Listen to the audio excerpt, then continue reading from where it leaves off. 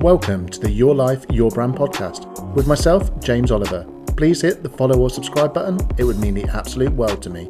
Dan is the founder of Hydrorace. A sometime racing driver and all-the-time business owner, Dan still can't help but smile walking through a motorsport paddock full of Hydrorace products.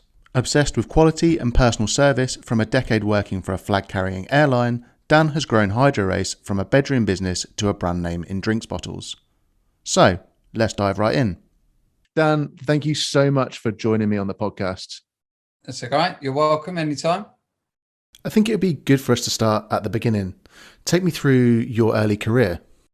What within motorsport? I mean, I've always had an interest. I've loved, motorsport has been the only thing in my family. My dad's never interested in football. Loosely supported Watford FC, but extremely loosely. It's always been rallying. He did rallying ever since I was born. And then, I had a few go-karts and stuff like that, but never professional. Not even any racing, really. I had one that my dad used to take me to a car park on a Sunday that was empty. And he used to take all the tools out the back of the van and any raw plugs that he could find and boxes of screws and make me up a little circuit. And we used to race around. I just used to race around this little circuit. And that was it. That was kind of my introduction to it.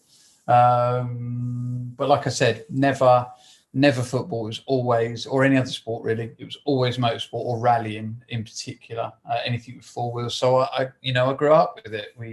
I would get up to watch the races. I remember getting up to watch the 96 Japanese Grand Prix where Hill won it.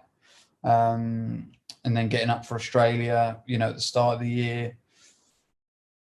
I was fortunate to visit a few times, visit the Grand Prix at Silverstone, every year from kind of 96 to, I think my final year was 2004. We had a very good friend that marshalled and he would get a couple of tickets as a thank you for marshalling. So we always nabbed them. So, and then, fast forward to 2012, through a mutual friend who was doing a bit of sponsorship, I got wind of the Blendini Scholarship, which was a Mazda MX-5 scholarship where you went to Silverstone for a day, drove the car, and then you were within a shot of winning a year's funded drive. You didn't have to put up any money, I don't think. Don't quote me on that. In the Mark 1 MX-5 Championship. So I turned up. Took my dad with me. Failed the fitness test horrifically.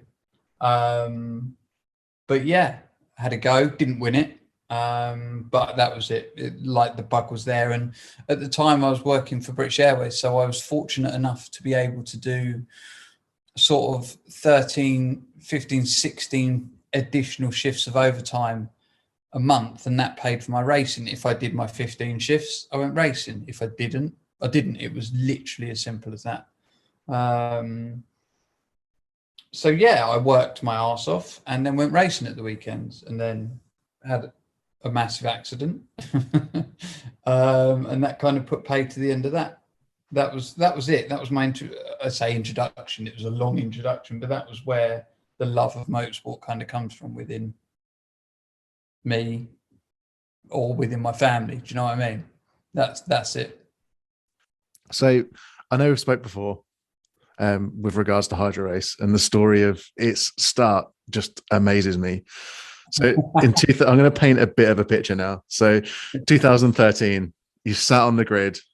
I'm going to only imagine the track. It was boiling hot and it was a red flag. You're getting thirsty and thought, you know what? I really need a drinks bottle that works for me as a driver. So take me through the how. So, I mean, I'll give you that. I'll go right. I'm a Billy, right? I'm a bobble hatter. I'm the biggest bobble hatter you'll ever meet. I love my racing. I've explained it earlier.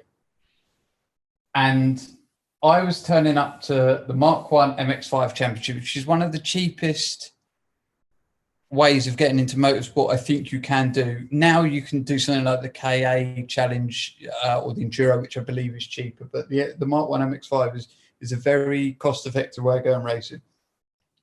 And to me, I was a Formula One driver. I I did it all. I had like the photo shoot with the car. I would do race reports on Twitter for my 4 followers. I, you know, anything that I could do. I didn't want my tires left on my car overnight. Like anything that I could do to feel more like a Formula One driver, I would do. And at the time, you could buy a. So circling back, the problem was because it was a cost-effective way of entering motorsport. The Mark One Championship attracted a vast array of different drivers. You had us young lads who, not all of them were as sad as me, but a lot of guys saw it as a stepping stone, and some of them have done really, really well. Jade Edwards, for instance, is a touring car driver, full-time touring car driver as well for 2 seasons now. Brett Smith, touring car driver. Joshua Jackson, I believe, races a GT4 McLaren. So these guys used it as a stepping stone, and that, was probably what was in my head. But you would also have the older gentleman or older lady who had a bit of spare funds and just wanted to go and have a bit of fun on the weekend. So what that ended up causing was a vast spectrum of driving talent. I don't think it's harsh to say that. So you'd go out for a free practice, or you'd go out for a test session, and invariably, sometimes one of us youngsters, or sometimes one of the older guys, would stick it in the gravel. Now, you'd see the car in the gravel, it was going to be taken out within, 4 or 5 minutes. No point getting out, taking the helmet off, taking the hands device off, taking the balaclava off to have a drink. Like you said, roasting hot day. So literally, I wanted something that I could drink from with a helmet on. It's as simple as that. I didn't reinvent the wheel. There's no science behind it, although I wish there was. And at the time, the only thing that you could buy off the shelf was a Science in Sport bottle from Demon Tweaks with a rigid piece of straw in it that you could kind of put up inside your helmet, but it would grab the chin and it would push it up, and then that would pull on the chin strap as well. So that I had one and I used it for 2 rounds, and I was like, this is not good. There has to be a better solution. So one day, after probably an early shift at BA, or probably whilst I was at BA on my shift, I was scouring eBay, trying to find the components to put it together. So I bought some straw from somewhere, I bought some bite valves from somewhere, and I bought the correct sort of bottle. And I put it together.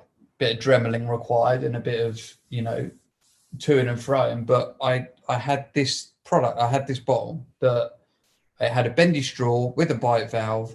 It was metal, hard wearing, and I could just give my old man, who was mechanicking for me at the time, to give to me under red flag conditions. And that was it. Now, the first time I walked through the pits with it, or paddock with it, everyone was like, "Geez, who do you think you are? Like Lewis Hamilton?" Literally, that was the reaction. And then by the second round that I had it, maybe not round 2 on the calendar, but by round 2, people were like, "Oh, could you make me one of those?" And literally, that was it. That was it. The Hydrorace was born. It was literally, and I don't know. I don't know how we've got to where we are now, but I don't think I would have a business without such free platform. And they're not free solely. You can pay to advertise, but without Instagram, like I think I started the company under the name of Hydrate Race. It wasn't even a company, but I started the brand under the name of Hydrate Race. Created a Twitter page.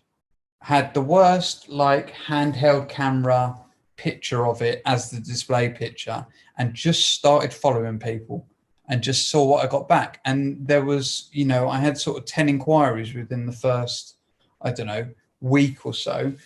One of them was a British GT team at the time, Richard Abra, who I still speak to every now and then. But he was like one of my first big customers. And then it kind of developed into the demand for the personalized side. So I think I made, I can't remember the numbers. I probably made 10 with my logo on, a real bad version of my logo. and sold them. And then someone would say, well, can you put mine on it? And then that's when it just started to like skyrocket from there.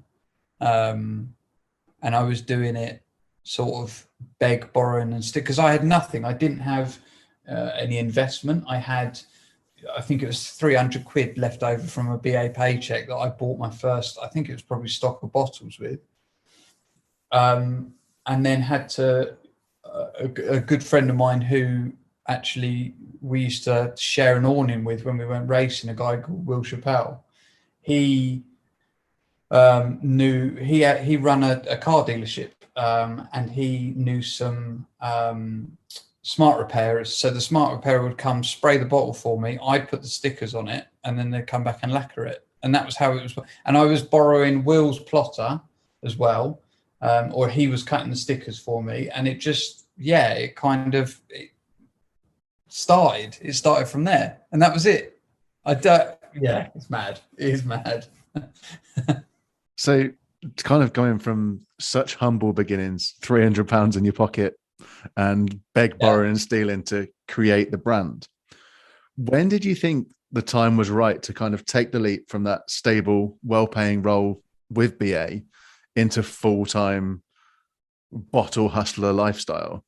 I mean, I can say this because I've long left, but I wasn't pushed, but it was getting to the point where I was about to be pushed, I think, because I was doing everything that I could. And a lot of people in the early days didn't understand that. I mean, a lot of people now don't understand that it was just one or two of us. To this day, it still is. But back then, it was just me, and it was part-time as well. So I was fortunate within the role that I had at the airline, that I could have my work emails available to me at certain points during my day, like on my break and stuff like that. So I could monitor emails then. That was, quite handy. And this was, smartphones were still quite a new thing back then. So trying to, answer emails wasn't always the easiest thing to do. But something had to give, and it was always going to be the day job, because this was kind of where my passion lay. And I felt that it was going somewhere. Like, I've been very lucky with the guys that I've met and with the clients that I've had.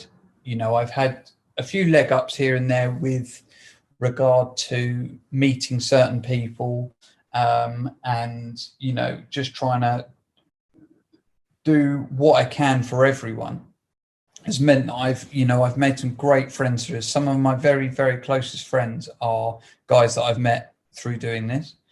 But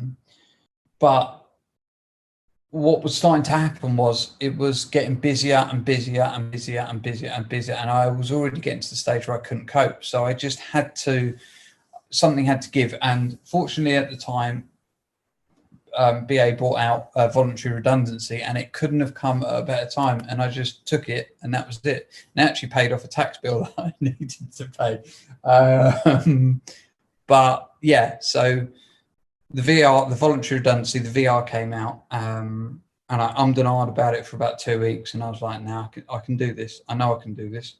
And yeah, we just had to dive fully into it. Like, there was no choice really. It was made for me, almost, is the short way of answering your question. You were side hustling for quite a long time, and during my research, I come across a bit of interesting information. So obviously you're starting selling the bottles on the side for about 4 years while still checking your emails on your break. And then eventually left your role in about 2018, I believe. But back in 2015, you've been on my LinkedIn, haven't you? That's always the LinkedIn talk. Okay. But in 2015, while you were still working, you received an order from a Formula One team. Like, take me through that, and how did that feel at the time, from going from clubman races to Formula One? Like I said to you earlier, I am the biggest bobble hatter you'll ever meet. I'm the guy that goes and stands at the back of the pit box, at a touring car meeting, or at a British GT meeting and just enjoys being there. And I still get starstruck when I get emails from, some of the customers that I have. But I think it was, I remember the day actually I had, and it's quite a funny story. So I had an email come through from someone. Now, one of my pet hates with an email is when someone doesn't have their name capitalized on their email. It really annoys the hell out. I know it's something completely stupid and ridiculous, but it really annoys me. It's like, dude, come on. And I've still got about 4 customers that have it. And every time it comes through, it's just like, come on. Anyway, so this name came through and it was a first name, no capitalized. It was just the name Tom. And it said, could you send me a template for your custom bottles? And it must have been in about March time because it had already been announced, I think. Yeah, sure. That's quite a standard email. I probably get about 6 of those a week, maybe. They don't always go anywhere, but it's quite a standard email for me to get. Yeah, sure. Here are the dimensions. This is your total print area. Get them spill. Came back and I opened it up and I was in a coffee shop at the time. And it had a couple of flashes on it and it just had 2 numbers, which was 27 and 11. And then the 2 names under it, which were Nico and Sergio. And that was it. There was I don't think there was at the time Force India, now Racing Point, now Aston Martin. I don't think their logo was on it. But as soon as that came through, I was like, bang, I know what this is. Emailed him back. Yeah, sure, we can do that. Yes, sir. No, sir. 3 bags full, sir. How many? When do you need them? And that was it. So that was the start of what I would call a very successful part. Very successful? Yeah, I would. They may call it differently, but a very successful partnership with the guys at Hype. So Hype are an energy drink company based in the UAE, but their marketing department is in Spain. And they were sponsoring or partnered with Force India that year. And that was it. And it was just that. It was just that email. Through came Tom, their creative designer's designs. And I think I texted my dad and I was like, Dad, we've got Force India. And it was weird because at the same time, I had orders through one of my retailers, Nicky Grist in Wales, for the Renault F1 team. But the difference was Renault just took standard bottles off of the website, whereas with Force India and now still through Racing Point to Aston Martin to this day, take a full custom bespoke option. I literally get a design mid-January. I rarely say no to anything they want to do. And I produce their bottles for the year. But yeah, it all started from that simple non-capitalized first name email from the creative designer at Hype. It's mad. It's absolutely mental. Am I right in saying now that you supply most of the F1 team's bottles? I don't supply most of the F1 teams. I supply Aston Martin. I supply Renault, now Alpine. And I believe, although I think they take them through a third party purchaser, retailer rather. I believe Haas also use my bottles. So not quite most, but a couple. So from the beginning of Hydrorace, and now you've expanded globally, you're working with corporates, race teams, individuals at all levels. Yeah. You mentioned earlier that without Twitter or social media, you wouldn't be where you were today. How did you build the brand into what it is today? I mean, I don't think it's probably the answer that you're going to want to hear, but I didn't really. I just, like I said, I was very lucky with the guys that I met. I was fortunate enough. A friend of mine was dating the business manager of one of the big sim companies, and she was really helpful in getting me, introduced to a few people. I would have my business cards in their office, and that started getting the logo out there. And then I through my staff travel, because I was still at BA, I was actually able to go to quite a few rounds. So weirdly enough, I went to a couple of the GT Asia rounds at Shanghai, and then I went to Fuji as well, just because I could get the cheap travel, and a friend of mine was racing there. So that kind of helped me out in the early days, but there is no real build to my brand. It's probably not what you want to hear, for your podcast series, but I just worked and I did what I could. And I'm very, I have such high standards of myself, and I just produced the best thing that I could. And that's maybe where it's come from, when I first started. So I source my bottles come from Switzerland, my straw comes from the UK, and my bike valves come from Ireland. And the first thing that people say to you is, well, you could get that made much cheaper in China or further overseas. And my mantra, or the way that I want to run my business, is it has to be the best thing that I can produce. And that goes for the custom work, that goes for the hoodies that we sell, that goes for the backpacks that we sell. The backpacks are made by a company called Inside Line Equipment in California, because I think they do the best job. I could go to, another retailer and pay probably a tenth of the price for a logoed backpack, but I know that the guys there do such a good job that that's who I want to be associated with my brand. And then when you come back to stuff that goes on in-house, with especially the custom work, everything that leaves, to me, is the best that I can do. And if it isn't for any reason, I don't know, everything's made by hand. So if Dan's having an off day, which happens every now and then, I want to be told about it, and I will do my utmost to make it right. If it's not the best thing that I can produce, then I'm not interested in doing it. And that's maybe where it's come from. I've done the late night journeys to Brands Hatch, or I've done the late night journeys to people's houses to make sure stuff gets there in time. Like, I care a lot about what I do, and I care a lot about what I produce. So that's probably where the build has come from. I wouldn't say I've taken out, thousands of pounds worth of Facebook marketing or Instagram marketing, or, I'm very, very picky with who I provide promotional material to, basically who I give free stuff to, because it has to reflect well on me, but it also has to bring something back to me. I could flood the market with hundreds of drinks bottles, but I don't want to. It's not the way that I want to do things. I would prefer to build it slowly. When some of these massive brands have started, they've flooded the market with their product. I've read, like, Nike's book is really, Shoe Dog, which is written by Phil Knight, the guy who started Nike.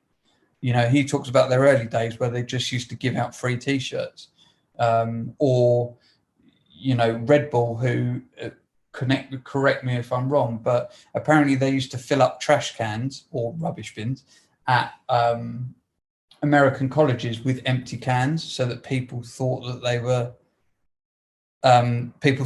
loads and loads of people were drinking this new drink. Do you know what I mean? And I'm not for 1 second saying that I'm on the level of Nike or Red Bull, but that's not my ethos, even as this small business. I would prefer, to build it slowly, providing a quality product, if that makes sense. So, to wrap up, if you could have one nugget of advice that you know now, back when you started, what would that be? It's not easy. It's never going to be easy. But if you care about it and you believe in what you're doing, then you'll be successful. Running a business, running any business, whether you are running a print shop, or whether you're running a carpentry firm, or, do you know what I mean, or a shop, every business has its up and downs, and you've just got to weather the storm. You've just got to weather it, and it'll always get better. If you believe in what you're doing, then do not let it, and especially this, do not let anyone tell you different. If you believe what you're doing is good or worthwhile to you, or even strip it right back and makes you happy, then you dig in, and you keep going with it, no matter how tough it can get, or no matter how you can sit there and you might not be able to see the exit, or the light at the end of the tunnel. But if you believe what you're doing is good, then crack on and just dig in. That's it. Dan, thank you again for joining me. And finally, where can the listeners find more about you or the products online? Oh, well, hydrorace.co.uk, or if they want to find out more about me, check out my Instagram.